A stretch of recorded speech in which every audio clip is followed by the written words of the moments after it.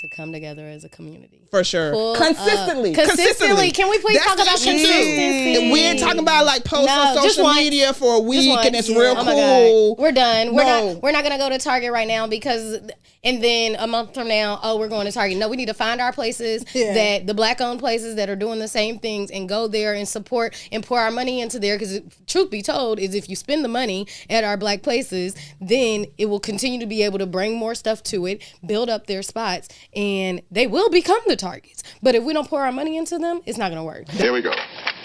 Money, making crap for money. There are people that say, why do Black people need a spokesperson? It seems that no other culture needs a Martin Luther King. This is or good. Malcolm X. But I'm just wondering from your perspective, why is it that we need a leader? Because, well, I guess I'll segue it into my other question too. Since y'all asked. It seems like there is, like you said, a lack of knowledge around this. There's a lack of awareness.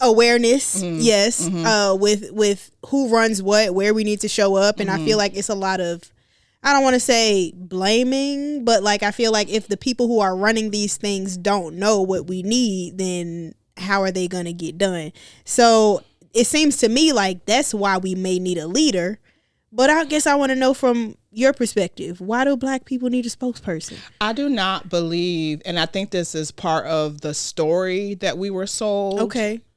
I do not believe we've only had one leader, right? So I think this is the shift in the conversation that we need to have, because in Martin Luther King's time, there were multiple leaders in multiple spaces, right? So you had Malcolm X, others I can't think offhand, but there were literally multiple leaders. The people who ran, Diane Nash, who ran SNCC, and Shirley I feel like we've had.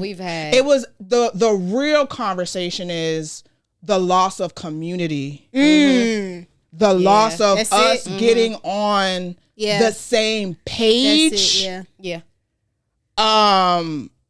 And I think that's what we've really lost. Like, the Black church used to be and a lot of people have feelings about that, but that is literally where we all came together, regardless of socioeconomic status, our job.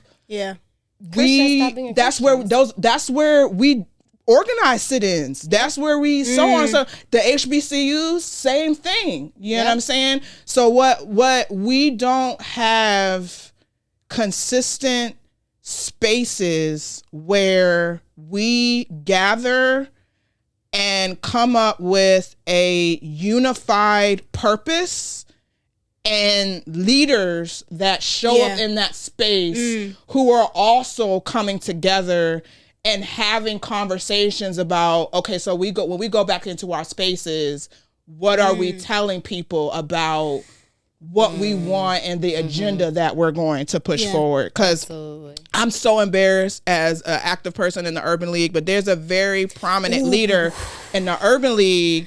That's the same thing somebody else said around the same time that Martin Luther King existed, that these people literally were friends.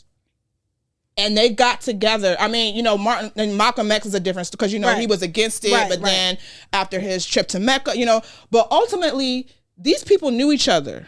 Yeah. And they had conversations and they either disagreed or didn't agree, but they went back in the spaces and ultimately they made decisions for the greater good of the people. You see what I'm saying? Yes. So I don't want to belabor the point, but that is the point. The point is we've never had one. We've never really had one leader. First of all, that's a misconception. And that there's always been multiple leaders and those leaders knew each other, worked together, and the Black community particularly was able to organize and come together collectively as a community for a unified purpose to push forward an agenda. And that's the real thing that we lost. So what I took from this episode was we need to pull up and we need to come together as a community. For sure. Consistently. Can we please talk about consistency? We ain't talking about like posts on social media for a week and it's real cool. We're done. We're not gonna go to Target right now because and then a month from now, we're going to Target. No, we need to find our places that the Black-owned places that are doing the same things and go there and support and pour our money into there. Because truth be told, is if you spend the money at our Black places, then it will continue to be able to bring more stuff to it, build up their spots, and they will become the Targets. But if we don't pour our money into them, it's not going to work. That's the thing. Like the bus boycotts. Mm-hmm. We did together. Years. Yep. Ooh. We got together at a church. We do 1 week. And was like, one little black post. We not gonna do this. Mm-hmm. We gonna need to talk to so and so. We gonna walk together. We gonna do carpools. Yes. We gonna do whatever we need to do. But we not doing this. Yep. And it spread. You know, it's again like to my Latinx community, Cesar Chavez and Dolores Huerta and the grape, boycott. Years, you know what I'm saying? It takes years. They got together consistently and decided we not doing this. We don't care what happens. Yep. You know hell or high water, this is what we not doing. It was somebody who was talking about that. For real? On the Breakfast Club. And he said, I forget what his name was, but it was so profound. I remember he said, like, we had our own buses. Excuse my language. He said, them niggas ain't want to ride them.